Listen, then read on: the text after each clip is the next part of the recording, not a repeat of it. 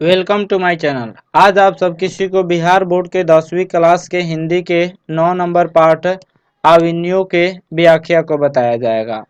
अविनियो के लेखक हैं अशोक वाजपेयी। इनका जन्म 16 फरवरी 1941 ईस्वी को मध्य प्रदेश के दुर्ग नामक स्थान हुआ था।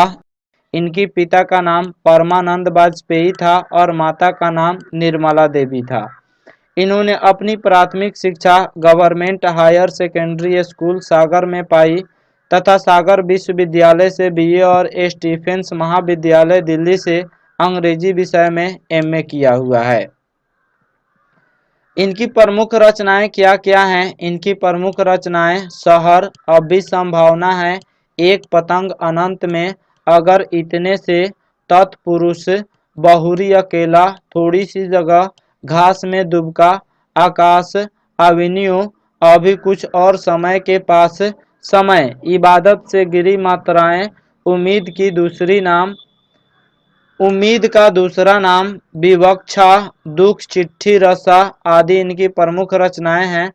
पाठ परिचय को जान लेते हैं। प्रस्तुत पाठ अविनियो इसी नाम के गद्य एवं कविता से सर्जनात्मक संग्रह से संकलित है। अविनियो जो पाठ है, यह पाठ अविनियो नाम की एक पुस्तक है जिसमें गद्य और पद्य दोनों हैं। गद्य किसको कहा जाता है? कहानी, लेख, यह सब गद्य कहलाता है और पद्य कविता को कहा जाता है। तो इस जो किताब है अविनियो, इसमें गद्य और पद्य दोनों दिया गया है और उसी किताब से इस पाठ को लिया गया है। अविनियो क्या है? यह दक्षिणी फ्रांस का एक मध्ययुगीन ईसाई मठ है। यह मध्य युग में एक ईसाई मठ है जहां लेखक ने 21 दिनों तक एकांत रचनात्मक प्रवास का अवसर पाया था। लेखक जो थे वहां पे 21 दिनों तक रहे थे।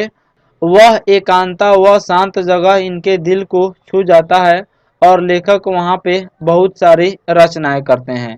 प्रवास के दौरान प्रतिदिन गद्य एवं पद्य की रचना की। प्रतिदिन गद्य और कविता इन्होंने लिखी हुई थी।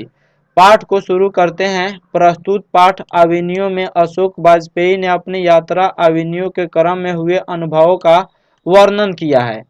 दक्षिण फ्रांस में रोन नदी के किनारे अवस्थित अविनियो नामक एक पुरानी शहर है जो कभी पोप की राजधानी थी। अविनियो जो है यह दक्षिण फ्रांस में पड़ती है जो रोन नदी के किनारे स्थित है, जो कभी पोप की राजधानी थी और अब गर्मियों में फ्रांस तथा यूरोप का एक प्रसिद्ध एवं लोकप्रिय रंग समारोह का आयोजन हर वर्ष होता है। लेकिन आधुनिक अविनियो में प्रति वर्ष यूरोप का एक प्रसिद्ध और लोकप्रिय रंग समारोह का आयोजन होता है। रोन नदी के दूसरी ओर एक नई बस्ती है जहां फ्रेंच शासकों ने पोप की गतिविधियों पर नजर रखने के लिए एक किला बनवाया था। रोन नदी के एक तरफ अविनियो है और दूसरी तरफ एक बस्ती है जहां पे फ्रांसीसी शासकों ने पोप पर नजर रखने के लिए एक बहुत बड़ा किला बनवाया था। बाद में वहां ला शत्रुज कार्थूसियन संप्रदाय का एक ईसाई मठ बना जिसका धार्मिक उपयोग 14वीं शताब्दी में फ्रेंच क्रांति तक होता रहा। फ्रेंच क्रांति, जिसको फ्रांसीसी क्रांति के नाम से भी जाना जाता है। आगे है, यह संप्रदाय मौन में विश्वास करता है। जो संप्रदाय जो था, जिस संप्रदाय का नाम क्या है? कार्थूसियन।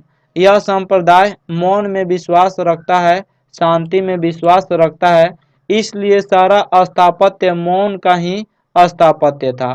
इन इमारतों पर साधारण लोगों ने कब्जा कर लिया था और रहने लगे थे। यह केंद्र आजकल रंगमंच और लेखन से जुड़ा हुआ है।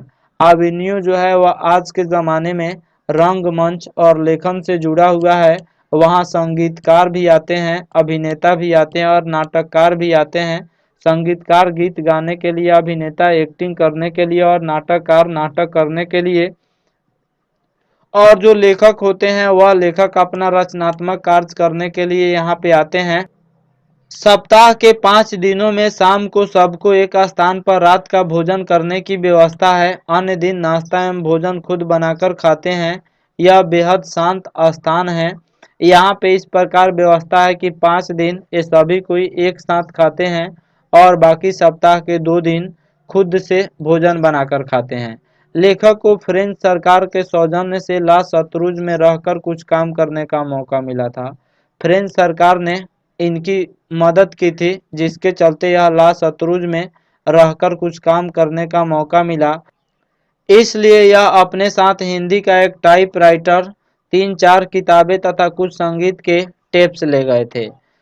टाइपराइटर ऐसा होता है जिस पर हिंदी टाइप किया जाता है। उसके बाद 3-4 किताबें और कुछ संगीत। यह कहाँ पे ले गए थे? अवेन्यू ले गए थे। 19 दिनों के प्रवास में इन्होंने 35 कविताएं, 35 पद्य की रचना की तथा 27 गद्य की रचना की। लेखक को यह स्थान काव्य की दृष्टि से अति उपयुक्त लगा। इसी विशेषता के कारण उसने इतने कम समय में इतने अधिक लिख लिया था। लेखक को अवेन्यू जो था वह बहुत ही अच्छा लगा काव्य की दृष्टि से। वह मानते हैं कि यहाँ पे कविताएं और गद्य और पद्य की रचना बहुत ही आसान है।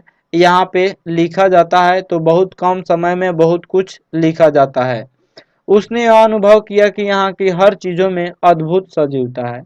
यहाँ के हर चीज़ जो है वह सजीव के रूप में प्रतीत हो रही है। इसी सजीवता, मनोरमता का मतलब मन को हरण करने वाला, मन को सुंदरता प्रदान करने वाला।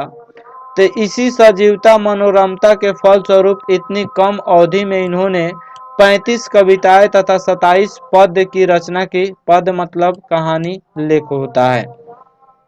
तो इन्होंने बहुत ही कम समय में मात्र 19 दिनों में 35 कविताएं और 27 पद्य की रचना की। वह वहाँ की आस्थान की विशेषता थी।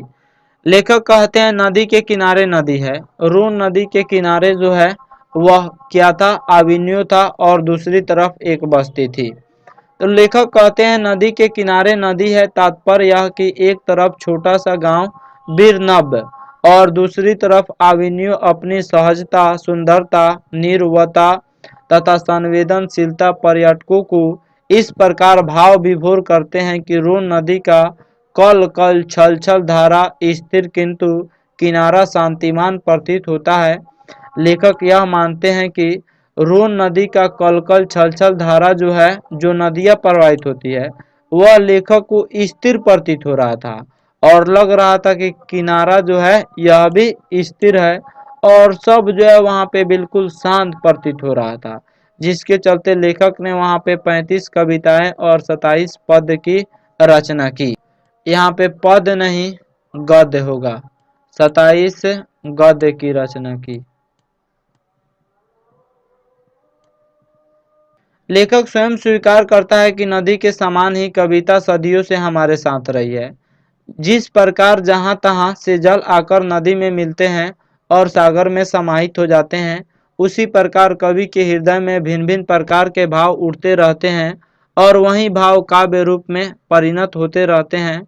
लेखक ने कवि की तुलना नदी से की है कि नदियों में विभिन्न धारा मिलकर एक जो है बहुत बड़ी नदी का निर्माण करती है और फिर वह सागर में जाकर मिल जाती है।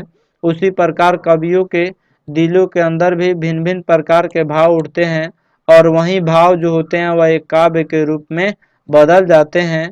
अतः लेखक इस निष्कर्ष पर पहुंचते हैं कि न तो नदी रिक्त होती है और न ही कविता शब्द रिक्त होती है, न नदी खाली होती है और न कविता खाली होती है। कविता में भी कुछ न कुछ भाव छुपा हुआ होता है। तात्पर्य यह कि सहृदय व्यक्ति प्राकृतिक सुंदरता के आकर्षण से बच नहीं सकते। लेखक कहते हैं कि जिसके अंदर दिल होता है वह व्यक्ति प्राकृतिक सुंदरता, इस प्राकृतिक सुंदरता के आकर्षण से बच नहीं सकते हैं, अर्थात प्राकृतिक सुंदरता उसको खींच ही लेती है। आशा करता हूँ यह वीडियो आप सब किसी को अच्छा लगा होगा। हमारे चैनल को सब्सक्राइब करें, इस वीडियो को लाइक करें तथा अधिक से अधिक शेयर करें। Thank you watching my video.